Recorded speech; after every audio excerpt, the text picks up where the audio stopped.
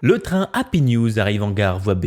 Merci à tous les voyageurs de se déplacer de la bordure du quai. Salut, aujourd'hui on se retrouve pour une nouvelle vidéo sur le signe des bonnes nouvelles, du sourire et du plaisir. Même si c'est pas la nouvelle qui fait que tout sera en stock.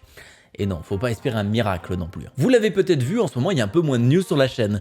Et c'est normal parce que d'un côté il y a moins de choses à dire et de l'autre il y a eu tellement de négativité là-dessus que ça m'a miné un peu le moral. Mais bon, aujourd'hui on contre ça avec un maximum de bonnes nouvelles et ça fait plaisir. Allez, comme d'habitude, venez vous installer, on est parti. On en avait parlé il y a quelques temps dans une vidéo, mais on a vu passer un brevet de AMD disant qu'ils allaient faire du multi-chip module sur leur GPU. Pour rappel, multi-chip module, c'est qu'il y aura plusieurs die sur le processeur qui vont héberger des unités de calcul. Et bien figurez-vous que cette nouvelle est ressortie. Il y a des rumeurs comme quoi Navi 31, la prochaine génération de chez AMD, pourrait être en MCM. Pour l'instant, et encore une fois, de la même manière que l'architecture Hopper de chez Nvidia, on ne sait pas trop si ce sera destiné à des consommateurs ou bien à des data centers pour faire des calculs. Personnellement, je pense que ce sera trop tôt pour voir ce genre de carte arriver sur le marché consommateur. Je vois plus ça arriver sur du CDNA qui est destiné au data center pour vraiment du calcul là-dessus, que vraiment des cartes destinées au gaming ou à la consommation classique. Ce qui a relancé cette rumeur, c'est ce tweet qui dit qu'il y aura 2 fois 80 compute units dans le Navi 31.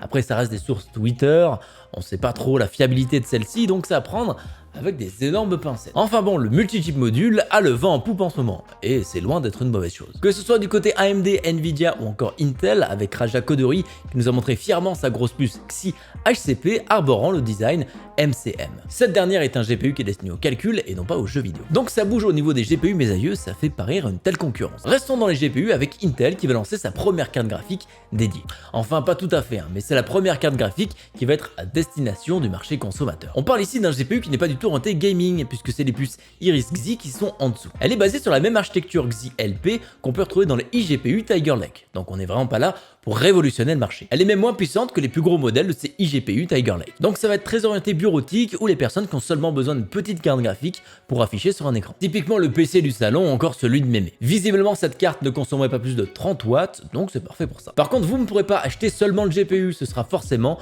dans un PC prémonté. Et ça très certainement à voir parce que le GPU n'est pas compatible avec beaucoup de choses. Pour espérer que ça marche, il va falloir avoir les choses suivantes. Avoir soit un processeur de 9e génération de chez Intel ou 10e génération, ne pas avoir de chipset Z, et bien sûr ce ne sera pas compatible avec les processeurs AMD. Donc fini vos rêves de faire un PC tout bleu ou encore un PC Frankenstein avec AMD en GPU et Intel en carte graphique, tout vient de partir en fumée. Oh non! Cette limitation a été mise en place intentionnellement par Intel car il faut tout simplement un BIOS particulier pour faire tourner cette carte. On va construire des cartes graphiques et on leur fera changer pour ça.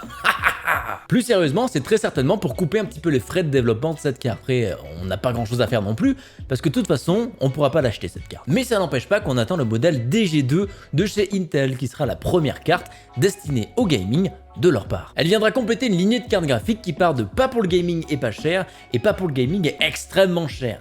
Mais avec rien entre les deux. Sera-t-elle notre sauveuse? Aurons-nous du stock pour ces cartes? Eh bien ça on peut pas forcément le savoir. Mais ce qu'on sait c'est qu'elles sont fabriquées par un fondeur externe. Donc potentiellement on va avoir les mêmes problèmes de stock. Encore plus de cartes qu'on ne pourra pas acheter. Toutefois relativisons, ces cartes n'existent même pas encore, on sait pas quand elles vont sortir, alors faut éviter de trop se projeter. Dans tous les cas ça fait plaisir de voir un troisième concurrent rentrer sur ce marché. Encore une news sur les cartes graphiques et je vous promets cette fois-ci c'est la dernière, après on passe à autre chose. C'est les PCB de la version Hall of Fame de chez Galax, KFA en Europe, de la 3090 qui nous a été dévoilée il n'y a pas très longtemps. Pour ceux qui ne connaissent pas la version Hall of Fame, c'est la carte graphique overclocking extrême de chez KFA. Ils ont la principale caractéristique de venir tout blanc, même le PCB. Oui, je vous regarde vous, les constructeurs de cartes graphiques blanches qui laissent leur PCB en noir.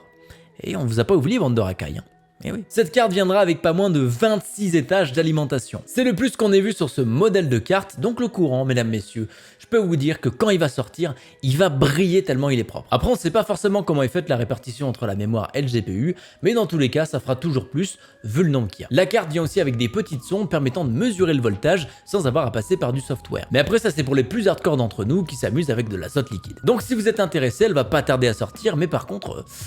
le prix, j'ai même pas envie de le savoir. D'ailleurs Nathan, si tu vois cette vidéo, si un jour tu décides de te séparer de ta 970 Hall of Fame qu'il y avait dans le PC que je t'ai vendu il y a quelques années, eh bien je te la reprendrai volontiers. On va parler de RAM là maintenant parce que le 26 janvier, Micron a annoncé qu'ils étaient prêts pour la 1 Alpha des RAM. C'est visiblement leur nouveau procédé qui est plus dense et avec de meilleures performances. Pour ceux qui ne le savent pas, Micron c'est la maison mère de Crucial. Vous savez, ceux qui vendent de la RAM, des SSD, etc. etc. Ce qui veut dire que pendant l'année, on verra de tout nouveaux produits équipés de ce nouveau procédé, que ce soit pour nous les consommateurs, les serveurs ou toute autre chose que Micron fait. A voir comment elle performe et les fréquences qu'elles sont capables de sortir. Car selon les dires de Micron, c'est 15% d'énergie en moins qui est nécessaire pour arriver à la même puissance. Et c'est pas du tout dégueulasse, hein. Et comment est-ce que ça va s'overclocker ces nouvelles puces là? Oh, je sais pas trop, à vrai dire, certainement mieux que les anciennes. Hein. Mais bon, ça on le saura quand on aura la main dessus pour tester. Et peut-être qu'elle fera mieux que la bidaille de chez Samsung pour moins cher. En tout cas, notre porte-monnaie l'espère. Continuons de parler de RAM avec la DDR5 de chez Team Group qui avance sur cette nouvelle génération. La marque nous a annoncé en fin d'année dernière qu'ils étaient en phase de validation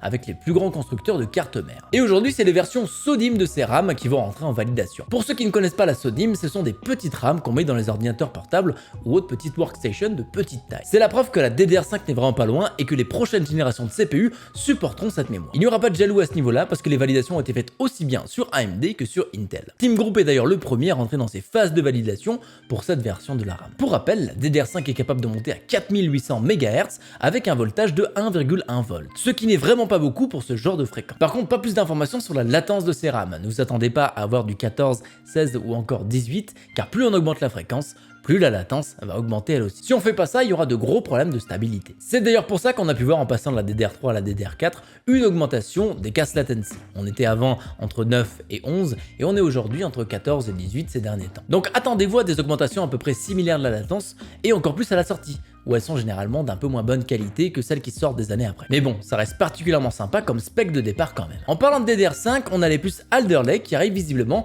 en septembre de cette année, avec bien sûr son nouveau chipset série 600 ainsi que le support pour la DDR5. Pour rappel, Alder Lake marque le lancement des premiers CPU en 10 nm super fine de la part de Intel, ainsi que leur entrée dans le multi-chip module. L'autre particularité d'Alder Lake, c'est d'introduire un design avec des gros cœurs et des petits cœurs. Donc ce sera le deuxième lancement de la part de Intel cette année, qui nous fait fortement douter de l'intérêt des 11e générations de chez Intel, qui au final n'auront fait que 6 mois. Après, ces CPU sont peut-être destinés à vivre leur vie côte à côte comme ça, à être vendus séparément. Et pour moi, ça me semble assez improbable. Donc à voir, mais bon, quand c'est ça, ça donne pas forcément envie d'acheter la prochaine génération qui sort en mars. En tout cas, ces CPU Alder Lake sont là pour faire face aux prochains CPU de chez AMD, les Zen 4, qui vont sortir fin 2021. Après avoir sorti une série entière de produits sur le water cooling custom, Corsair ne dément pas avec le water cooling. Ils ont décidé de sortir leur premier SSD avec Waterblock inclus, le MP600 Pro Hydro X. Il est si petit et tellement mignon. Mais ne laissez pas sa mignonnerie vous amadouer, car son prix, mes amis, son prix.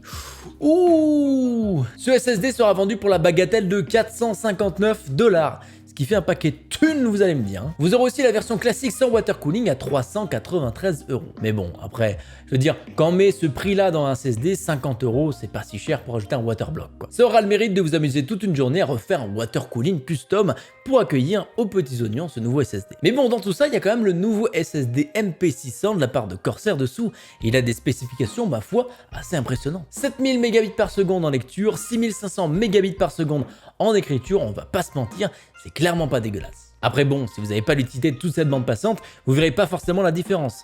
Le seul avantage, ça va être de pouvoir vous la péter avec vos amis consoleux. Can you do this, PS5? Can you do this? I don't think so. I'm telling you, that's the power of PC. Don't mess with us. En tout cas, ce qui est sûr, à cette vitesse, vous n'aurez pas besoin de radiateur dans la pièce, parce que le SSD va prendre ce rôle à merveille. N'hésitez pas non plus à vous en servir en plancha, ça accueillera très bien vos petites viandes et vos légumes. Enfin bon, vraiment hâte de voir des sauvages l'acheter et le mettre dans un boîtier USB externe, voilà. Un plaisir de tout instant. Et voilà, c'était toutes les bonnes nouvelles, ou en tout cas les nouvelles un peu rigolotes de la semaine. J'espère que ça a pu vous décrocher un sourire, ou à la limite, ne pas vous faire pleurer. En tout cas, moi j'ai tant pleuré que j'ai pu remplir le waterblock du SSD Corsair. Tu sais, Christiane, la tech, c'est un sujet sérieux, hein. Ça va pas avec des blagues, hein. Gna gna gna. Allez, trêve de plaisanterie. Merci à vous d'avoir regardé la vidéo, et on se dit à très bientôt pour une prochaine. Ciao.